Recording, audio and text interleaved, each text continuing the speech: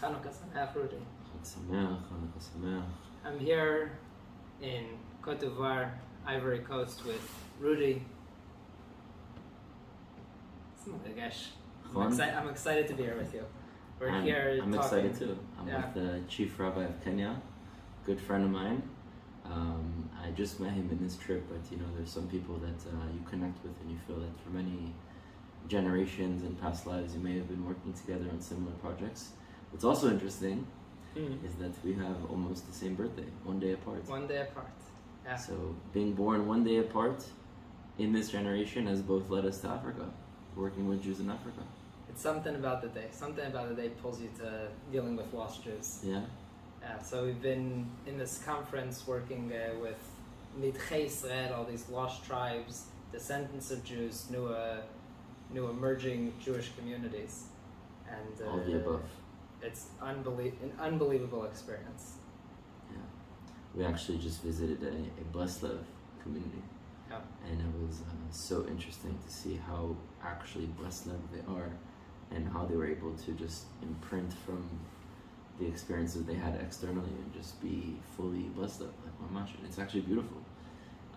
So yeah, I just went to see that community. But I think the greater thing happening here, and it's not just in Africa, it's all around the world. This is happening in South America and in Asia.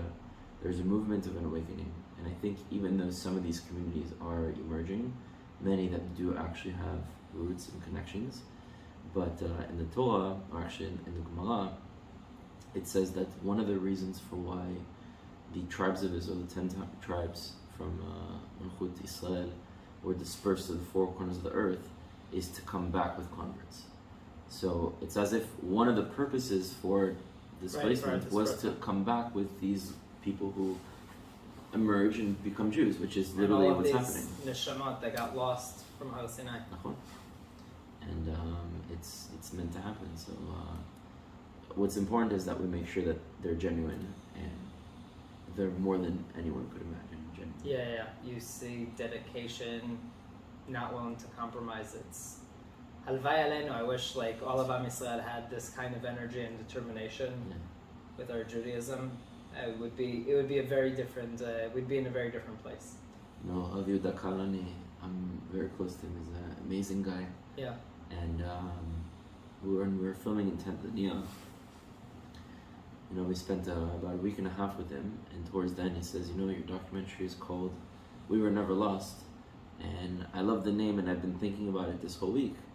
He said, why do they call us the Lost Tribes when you look at Jews in New York that have kosher restaurants everywhere they go, supermarkets, have such an easy life to be able to keep all the mitzvot, and we have it so difficult and we have to fight, and we're the ones that are called the Lost Jews? And it was just it was not in an attack way, it was in a wake up kind of way to the reality. He's very special in general. Yeah. I've been to the community, can't count already how many times, and every time I'm shocked to see such a lively, strong, powerful, non-compromising Jewish community in the middle of nowhere, right? You've been there, you drive to get in, and it's the last thing you would expect over there. It's a proper synagogue with mikveh. We just built the mikveh. I was a part of that. I was a part of helping design and do the whole thing. I drove back and forth to go and check the mikveh, and this was also such a crazy experience, because when in my lifetime did I think I would ever check a mikveh in Tanzania? Going building mikveh in Tanzania. It was unbelievable, and there was something. What a supposed to be able to do that, huh? Yeah. There's a little problem in it. I said, we should find a time to fix it. He says, tomorrow we're doing this. Tomorrow I'm sending someone out. And I said, again, halvai and all Am Yisrael, that we had this kind of dedication and this kind of motive that we're just I'm not giving up on anything.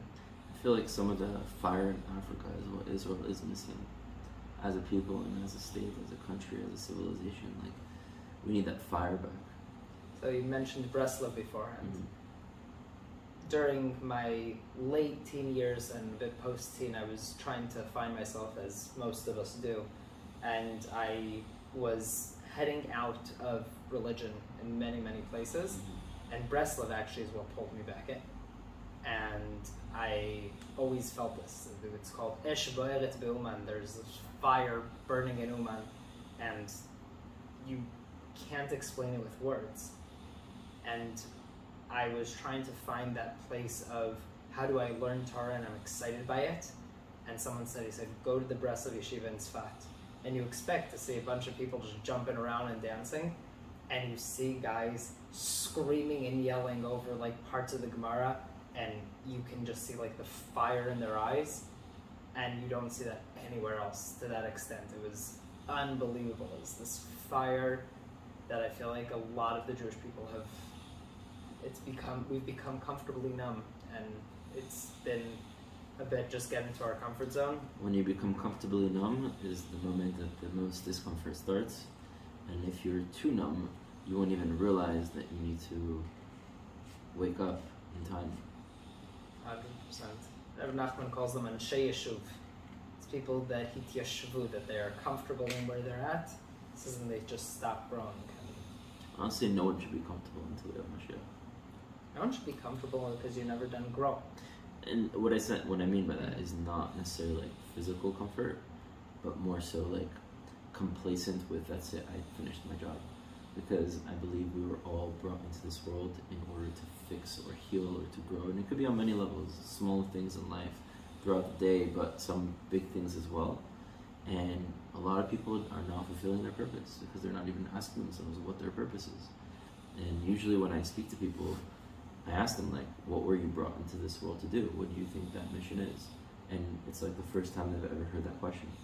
And so I think because people are so complacent in their day-to-day fabricated life of like what society expects us to do, to basically fall into the rat race. Comment ça va, David? On est sur video. And we have David Benaim right here. Come and say hi. The one and only David Benaim. Chanukkah Sameach. But yeah, I ask people like, what are the problems that you see to get them to maybe find their purpose? And I explain that everyone sees problems in different situations. So people who want to become doctors, clearly in this world are seeing problems in the medical space. Right. The people who become engineers are seeing problems with some sort of mechanics or something happening within society. Psychologists, see problems within the human mind. People who work with the environment see problems in the planet. So wherever you see problems, follow and try to fix those problems. And that can guide you to finding what your true purpose is, because you're in tune with what basically your eyes is reacting, basically your soul is communicating through your eyes that this is a problem. And I think a lot of people, even on the micro level, that whenever we walk by and we see like small problems, we tend to like pretend that we don't see them. It's like, oh, let me ignore it. Let me just like not do it. Oh, I could have helped. So much easier. I could have pretended. But those are the very most important moments to say, you know what? No, I'm going to do it because this is a problem that I see, and so I must correct the problem that I see. And I think that's the more you live your life like that, the more you feel fulfillment. That's the whole tachlit of the Jewish world, is tikkun olam b'malchut shaddai, right? That's what tikkun olam is lo ta'mod al dam re'echa v'ki tireh chamarut sonecha nofel tachat masa'o, is one of like the craziest mitzvahs. Is if you see your enemy's donkey collapsing, your enemy's, the guy you hate the most in the world, his car crash breaks down. You have a mitzvah to stop by the side of the road. Doesn't matter how big of a rush you are, and help him, right? Don't ignore the problem, even if you can't stand the guy. And if you start with these little gestures, you get to tikkun olam, you get to a fixed world. It's a beautiful reality when you're in tune with what you're meant to do. It's like doors keep opening. Unbelievable. I tell people all the time, I never thought that I was going to get into education. I never thought that I was going to become a rabbi. Never thought I'd get to Africa. Never thought any of these things. But once you realize once your tafkid starts becoming a bit more clear, you're so free. You're so free. You say I've got brothers and sisters that need my help. I have an obligation. I have a responsibility. I remember actually one of the first things even not about, lost tribes and things like that. We were coming to check out the community in Kenya. I had no idea where this was going. Said, worst comes to worst, we got a free trip to Kenya, right? Like, go see a safari, enjoy yourself. And I'm in the airport in Istanbul. We're going for Rosh Hashanah Yom Kippur, and I've got my talis, my tefillin, and my shofar out, like, in a plastic bag. And the strap, like this strap. shofar. Yeah, and I got my shofar. Full Africa style. Well, this was before I knew even Africa, proper Africa style. Bro, I got a shofar like this long from I think it's called a kudu. Yeah. It's super long. Beautiful. They get them from Tanzania. Unbelievable. I'm still trying to get one from Tanzania. It's like a big problem passing them through the border. I brought it to Israel. I have a buffalo horn from Tanzania. Which, speaking of, what did you just recently? Did you get stuff in the market? I did. I did get stuff in the market. Got a lot of interesting instruments. I got a sea turtle. Oh, nice. I got a sea turtle. A lot of interesting things you can find in Africa. I got a huge pipe. A huge, like, it's like this big. It's like ancient, like, art piece carved out. With like, the beads and everything. Beautiful. No, these things are beautiful. It has this like face on the bottom with the puff cheeks. Yeah. Made out of wood. It's cool. So this chauffeur thing, I was in I'm standing, going through security, and this little kid, maybe 7, maybe 8 years old, from Tel Aviv, looks and says, "Maze, what is this?" And his mother just turned pale. Like, she was so unbelievably mortified, embarrassed, and shocked all at the same time. And she says, "It's a shofar, right? It's a shofar." And he looks and goes, "What's a shofar?" No idea what this is. And the mother said, "Can you explain to him?" And I said, "Of course." And I sit there and I explained to the kid what a shofar is and what Rosh Hashanah is. And then I blew a shofar in the airport in Turkey, which was a whole experience within of itself, because they have no idea what's going on. And they reacted to... Turkey's not a good country. Not the best place to start blowing shofar. But I said, this kid's never going to hear a shofar. So I blew shofar for the kid.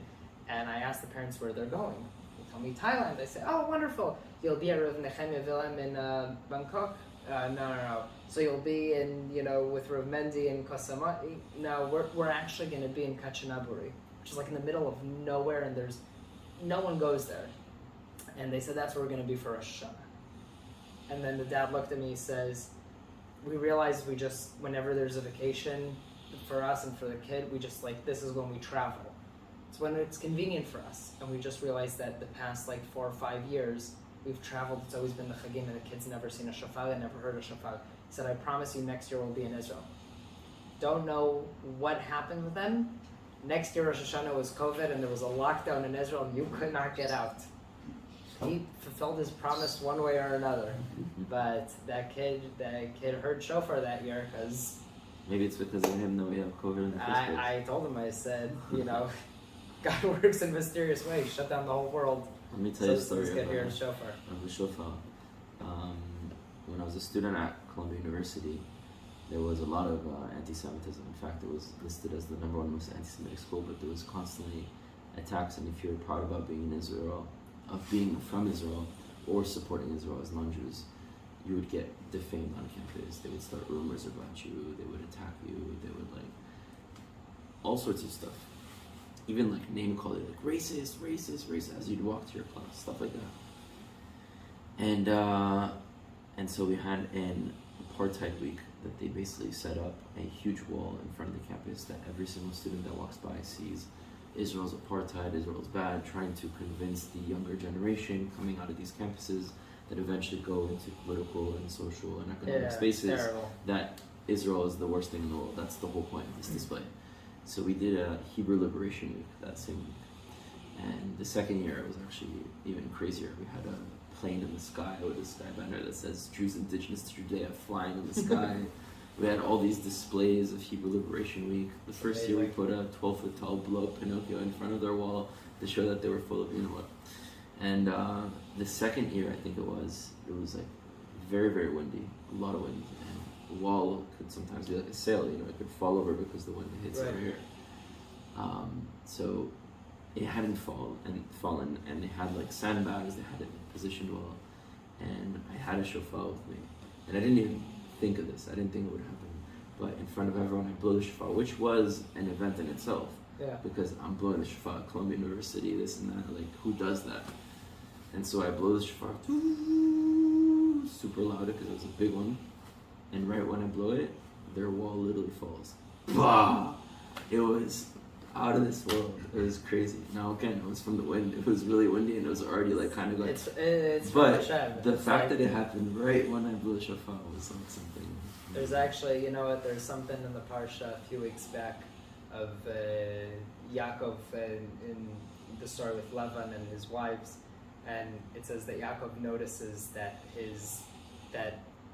the brothers, the children of Lavan aren't speaking nicely about him, and that Lavan's face isn't, look, it's Moshe Shom, he's not acting so nicely to him, and then it says, and then God tells him, go back. So then he calls his wives and he says, this is what I noticed, this is how I feel, and then God told me to go back. And they respond with, yeah, that we feel this way also, and give a few other excuses and say, you should do what God said. He says, you're a man of God, right? Like, God tells you, get up and go. He says, what's with the whole other excuses beforehand? He says, whenever you see these things, you can be blind to them, or you can realize that this is how God's speaking to you. You can realize that God is talking to you and giving you real direction and explaining to you what to do with everything in front of you. Or you can turn a blind eye till eventually God says, here's the message that I'm so clearly trying to give you. And when you see things like this, you blow the shofar, the walls come down, and like you fight with this. So you can look at it and say, oh, it's a cute coincidence. Or you can look at it and say, this is Gewalt. I have a lot of those situations happening to me, especially in Africa.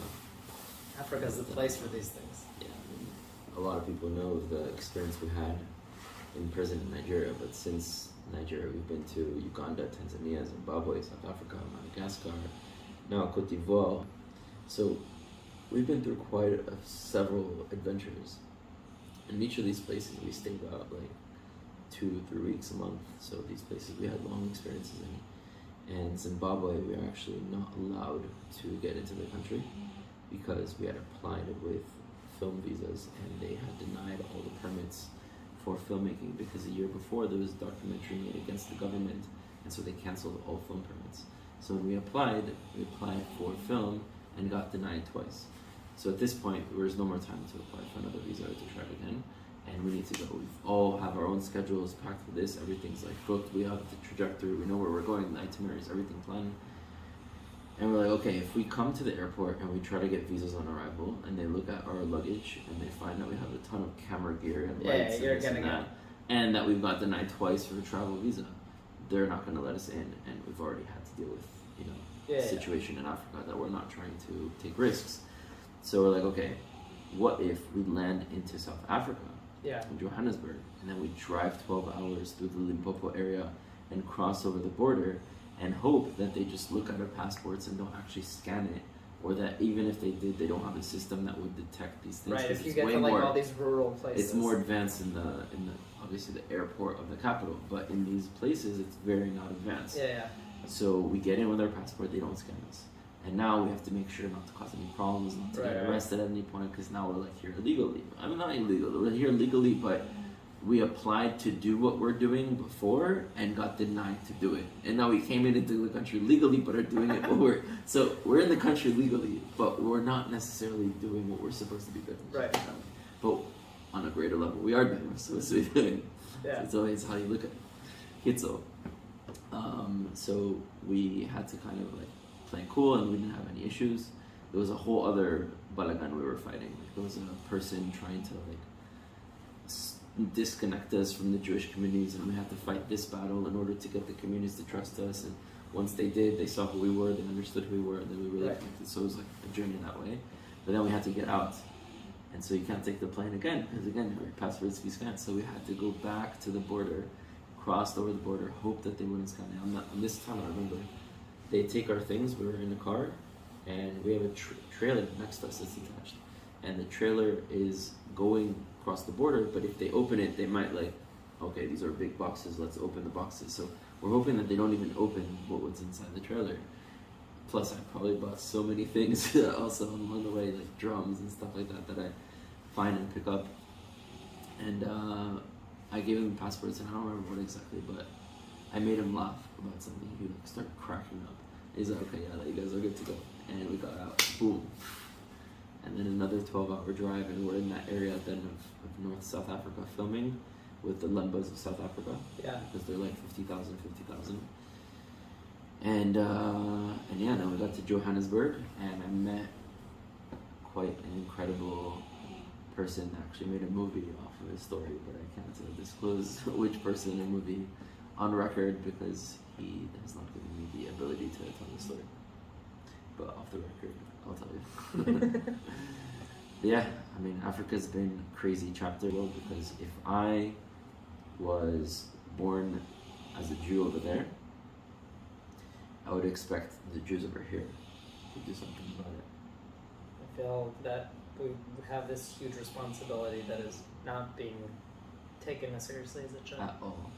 It's like an embarrassment, to be honest. I only found out that the 10 tribes were anything real. Yeah, it's not our fault. Like, in the past few years, and I feel like also, like, how is this not something that is the main topic in every rabbinic and religious studies or Jewish studies and how is this not talked about? Yeah. So, well, Baruch Hashem, you guys are finally doing something about it. Yeah. And a lot of people are talking about it now. Huh? A lot of people are talking about it now. Yeah. It's becoming a topic. It's an important topic. This will be something that our generation figures out. And the film, to be honest, doesn't even provide answers. Like, there's a lot of, okay, this is that perspective, this is that perspective. People just need to know. People need to not be able to deny it. I'm not the Rabbanut to make decisions. Yeah. Of course, I have my own opinions based on what I see and the conclusions and where I'm at, and I'm open to the evolutions as a human being.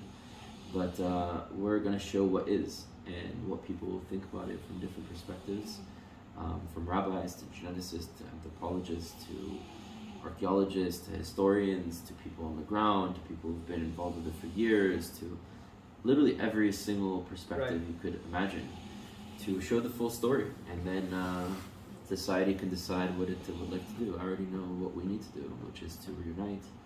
That's obvious, but how and when and what process and all that stuff, that's these are the bigger questions. That's up for all of us to figure out together as a journey. That's a discussion for Purim. Or for the next candle. For the next one. Yalla. Thank you so much. Of course.